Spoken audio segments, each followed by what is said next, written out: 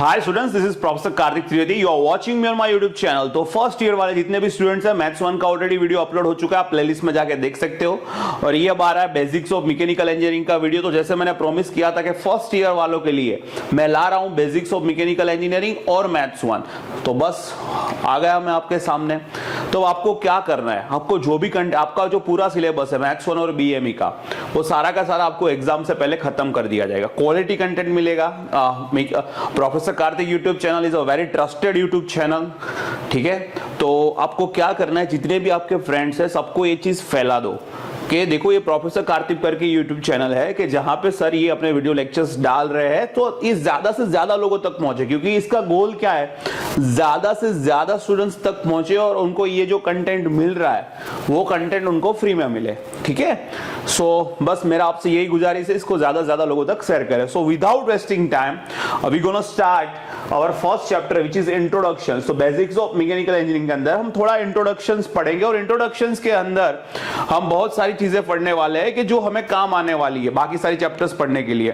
तो मैंने बोला कि कोई भी ब्रांच का स्टूडेंट्स हो सकता है, अब वो मैकेनिकल का होना जरूरी नहीं है, पर उसको बेसिक्स ऑफ मैकेनिकल इंजीनियर आना चाहिए। क्यों आना चाहिए वो मैंने फर्स्ट वीडियो में जो इंट्रोडक्शन वाला था उसमें बता दिया था।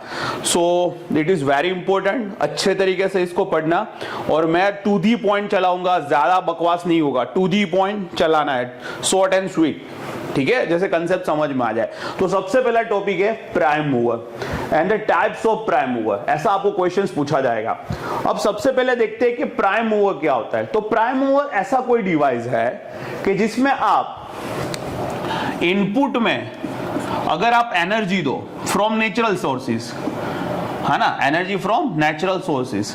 सो अगर आपको इनपुट में एनर्जी दो तो आउटपुट में आपको मैकेनिकल एनर्जी या फिर वर्क देता है। मैं अब सिंपल से बोलूं, वर्क पर कैसा कि जो हमें काम में आ पाए, तो उसको हम बोलेंगे यूजफुल वर्क या फिर शार्प पावर। तो prime mover is a device, if you give energy as a input it will give work as output. यानी एनर्जी इनपुट दोगे तो आउटपुट में तुमको वर्क मिलेगा। अब ये वर्क जो मिलता है वो शाफ्ट पे मिलता है, तो इसलिए इसको शाफ्ट वर्क भी बोला जाता है या शाफ्ट पावर भी बोला जाता है।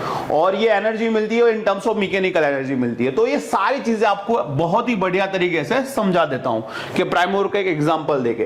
तो अभी आपको इतना समझ में आ गया, prime mover is device which takes energy from the natural resources and convert them into some useful work or into mechanical energy or into shaft power। अब एक सिंपल सा एग्जांपल देता हूं, टरबाइन। अब टरबाइन क्या होता है मैं आपको सुनाता हूं। टरबाइन होता है एक रोटेटिंग एलिमेंट, यानी कि जो चीज रोटेट हो रही है। अब टरबाइन आप इस तरीके से दे लो, ठीक है, ये रोटेटिंग एलिमेंट है, इसके ऊपर लगी होती है ब्लेड्स, ठीक है, टरबाइन की ब्लेड्स लगी होती है इस तरीके से। सो आप देख रहे हो कि इस तरीके से यहां पे लगी होती है blade.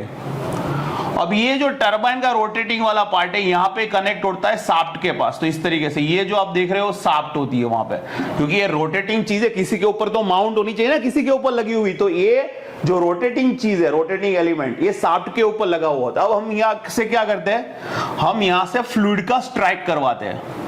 When I say fluid, तो आपको समझ जाना है फ्लूइड का मतलब सिर्फ वाटर नहीं होता, इट कैन बी गैस।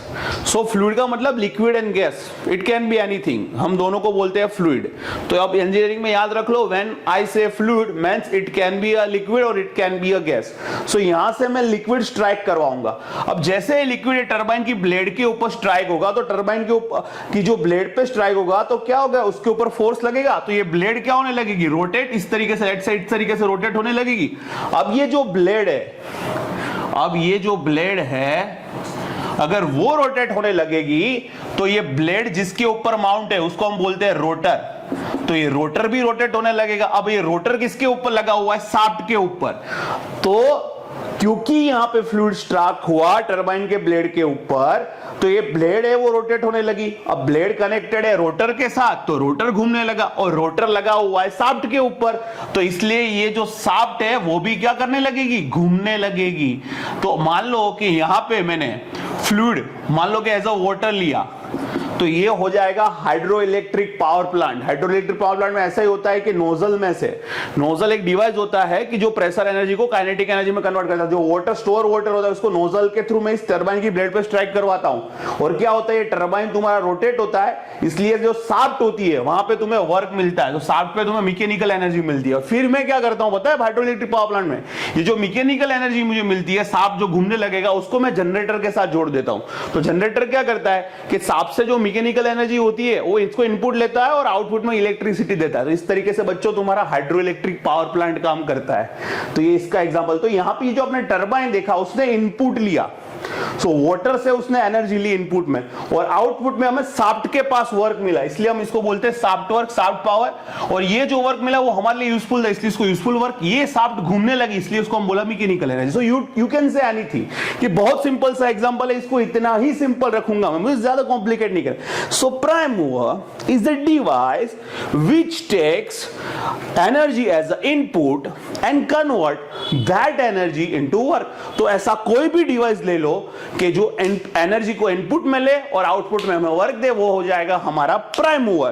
तो टरबाइन क्या हुआ? टरबाइन सर आपने बताया वाटर से हम एनर्जी देंगे स्टोर, जो स्टोर्ड एनर्जी होगी वो टरबाइन, तो ये जो नोजल में से आएगा जो वाटर, वो टरबाइन की ब्लेड पे स्ट्राइक होगा। तो सर हमने हाइड्रो एनर्जी दी, वाटर के साथ हाइड्रो एनर्जी, और आउटपुट में सर शाफ्ट घूमने लगा तो हमें मैकेनिकल एनर्जी मिली। तो टरबाइन क्या हुआ? हाँ सर प्राइम मूवर हुआ। यस क्लियर मेरे बच्चों? Okay done, very good. तो ऐसा कोई भी डिवाइस जो इनपुट में एनर्जी ले और आउटपुट में वर्क दे, उसी तरीके से ये हाइड्रो इलेक्ट्रिक हो। अब गैस टरबाइन पावर प्लांट भी आता है, तो उसमें क्या होता है, जैसे हमने यहाँ पे वाटर का स्ट्राइक करवाया, हम यहाँ पे गैस नोजल में से गैस को स्ट्राइक करवाते हैं, स्टीम को भी स्ट्राइक करवाते हैं। तो अगर मैं स्टीम को यहाँ पे स्ट्राइक करवाऊं और ये टरबाइन से मुझे क्या मिलेगा? वर्क मिलेगा, और उससे मैं अगर इलेक्ट्रिसिटी प्रोड्यूस करूं, ये जो टरबाइन की शाफ्ट है वहां पे मुझे मैकेनिकल एनर्जी मिली, उसको भी मैं जनरेटर के साथ जोड़ दूं, तो जनरेटर क्या करेगा? वो मैकेनिकल का इलेक्ट्रिकल एनर्जी में कन्वर्जन करेगा।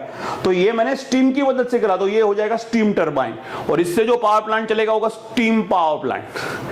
ठीक है, तो उसको गैस पावर प्लांट भी मेरे प्यारे बच्चे इसको बोला जाता है। क्लियर? ओके, सो टरबाइन यहां पे एक एग्जांपल हुआ, यानी prime mover is anything which takes energy as a input and give work as output. ठीक है, अब different types of prime mover, अब तुमको बोलेंगे what are the different types of prime mover. भाई प्राइम मूवर में टाइप्स यानी वो कौन सी एनर्जी यूज करता है इनपुट में, उसके हिसाब से उसका टाइप्स प्राइम मूवर ही रहता है। उसका अगर क्लासिफिकेशन मुझे करना है तो मैं इस तरीके से कर सकता हूं कि वो एनर्जी में इनपुट में क्या ले रहा है। जैसे कि वो अगर इनपुट में मैं उसको थर्मल एनर्जी दे रहा हूं, थर्मल एनर्जी એટલે मेरे प्यारे बच्चों ऐसी एनर्जी है जिसके साथ हीट कंटेंट है। If I am giving heat, thermal means it is something related to heat, heat as a input दे रहा हूं, आउटपुट में मुझे वर्क मिल रहा है। तो ये जो टाइप जो थर्मल एनर्जी का यूज करके, ऐसा प्राइम मूवर कि जो थर्मल एनर्जी का यूज करके उसको मैकेनिकल एनर्जी में यूज करेगा, तो उसको मैं बोलूंगा थर्मल प्राइम मूवर। क्लियर? तो ऑन द प्राइम मूवर होता है, आप कौन सी एनर्जी यूज करते हो उस हिसाब से उसका क्लासिफिकेशन होता है। अगर मैं वहां पे नॉन थर्मल एनर्जी यूज करूं, जैसे कि हाइड्रो एनर्जी, मैंने आपको बताया वाटर का यूज करो आप, टाइडल एनर्जी। अब टाइडल एनर्जी यानी तो जो समुद्र है उसकी टाइड्स आती रहती है, तो उसका यूज करो आप। विंड एनर्जी, विंड टरबाइन हम देखते हैं। ठीक है, तो जो विंड टरबाइन है वो क्या करती है? विंड एनर्जी का इस्तेमाल करती है। ठीक है, so this is non thermal, so ये it is not, that is something related to heat, not thermal which is not related to heat. So ये सारी एनर्जी है नॉन थर्मल है, तो ये जो नॉन थर्मल एनर्जी का यूज करेगा वो प्राइम मूवर, उसको हम नॉन थर्मल प्राइम मूवर बोलेंगे। यस और नो? सो मैंने यहां पे क्लासिफिकेशन किया on the basis of energy sources which is utilized by the prime mover. तो सबसे पहले अगर वो थर्मल एनर्जी का यूज करेगा तो थर्मल में कौन सी एनर्जी हो सकती है? तो न्यूक्लियर एनर्जी, जैसे कि न्यूक्लियर पावर प्लांट हुआ जो न्यूक्लियर एनर्जी का यूज करता है। फिर जियोथर्मल एनर्जी यानी भूगर्भ में जो एनर्जी रही हुई है, जो गर्मी रही है, जो हीट रही हुई है, उसका आप इस्तेमाल करो, तो वो जियोथर्मल, तो प्राइम मूवर इनपुट में अगर जियोथर्मल एनर्जी का यूज करेगा। फिर बायो एनर्जी का, ठीक है, बायोगैस प्लांट हम यूज करते हैं ना, वो बायो एनर्जी है। फिर solar energy, solar power plant से, ठीक है, तो सोलर एनर्जीज। और ये फिर आता है फ्यूल्स। तो हम फ्यूल का इस्तेमाल करेंगे। अब फ्यूल को भी फर्दर डिवाइड कर सकते हो, तो फ्यूल जो प्राइम मूवर फ्यूल का यूज करता है वो प्राइम मूवर को भी हम दो टाइप में डिवाइड कर सकते हैं, एक तो उसको external combustion engine and internal combustion engine. अब सब लोग सर ये एक्सटर्नल कंबशन क्या होता है? ऐसा कोई भी चीज कि जिसमें कंबशन होगा वो एक्सटर्नली होगा। कैसे होगा? एक्सटर्नली होगा। और ऐसी कोई भी चीज कि जिसमें कंबशन होगा वो इंटरनली होगा। जैसे कि कोई एक डिवाइस है, कोई एक इंजन है, ठीक है, अब इसमें कंबशन हो रहा है, वो कहां हो रहा है? बाहर से हो रहा है। कंबशन हो रहा है बाहर, एक्सटर्नल, इंजन में नहीं हो रहा है, इंजन की बाहर एक्सटर्नली कंबशन हो रहा है, और कंबशन से जो एनर्जी मिल रही है हम उसको एक्सटर्नली सप्लाई कर रहे हैं और फिर वो इंजन के अंदर जा रही है, तो वो क्या होगा? External combustion engine. उसके अलावा अगर ये इंजन है उसके अंदर ही कंबशन होता है, यानी इंजन को जो एनर्जी चाहिए वो उसके अंदर ही कंबशन होके वो लेता है, तो इंटरनली कंबशन, इंजन के अंदर ही उसका कंबशन होता है, तो उसको हम बोलते हैं इंटरनल कंबशन इंजन। ठीक है, इसमें हम आगे और डिटेल में जाएंगे मेरे प्यारे बच्चों, अभी इसमें इतना डिटेल में जाने की जरूरत नहीं है। एक्सटर्नल कंबशन इंजन ऐसे कोई भी इंजन ले लो कि जिसमें कंबशन होगा वो इंजन के बाहर होगा, इंजन के अंदर नहीं होगा, एक्सटर्नली। इंटरनल कंबशन इंजन ऐसी कोई भी इंजन ले लो कि जिसमें जो भी कंबशन होगा वो इंजन के अंदर होगा, इंटरनली होगा। ठीक है, तो अब एक्सटर्नल कंबशन इंजन में कौन कौन से आते हैं? तो ये स्टीम इंजन है, वो एक्सटर्नल कंबशन, जो कि इसमें जो कंबशन होता है वो एक्सटर्नली होता है। Steam turbine, close cycle gas turbine, ये सारे टेक्निकल टर्म्स है मेरे प्यारे बच्चों। इसमें मैं पूरा एक वीडियो बना सकता हूं कि स्टीम इंजन क्या है, कैसे वर्क करता है, पूरा एक वीडियो बना सकता हूं, पर अभी आपको 2G पॉइंट चलना है कि this all are the external combustion engine. ठीक है, जैसे मैंने बोल दिया कि देखो वो सामने बच्चा दिख रहा है उसका नाम राहुल है, फिर राहुल क्या है, क्या करता है, उसके ऊपर अलग से बात हो सकती है, अभी आपको सिर्फ याद करना है कि वो राहुल। इसी तरीके से एक्सटर्नल कंबशन इंजन है, उसमें आपको सिर्फ इतना याद रखना है कौन कौन सा आता है, steam engine, steam turbine, close cycle gas turbine, इस सब में जो कंबशन होगा वो एक्सटर्नली होगा। ठीक है, इसमें फिर डिटेल में हम पढ़ेंगे आगे और चैप्टर्स में। फिर इंटरनल कंबशन इंजन, ऐसे इंजन के जहां पे कंबशन क्या होता है, इंटरनल, इंजन के अंदर ही होता है। तो सबसे पहले आईसी इंजन ही खुद एक इंटरनल कंबशन इंजन है, तो आईसी इंजन इटसेल्फ उसको ले सकते हैं, और ये ओपन साइकिल गैस टरबाइन होगा वो भी इंटरनल कंबशन इंजन है।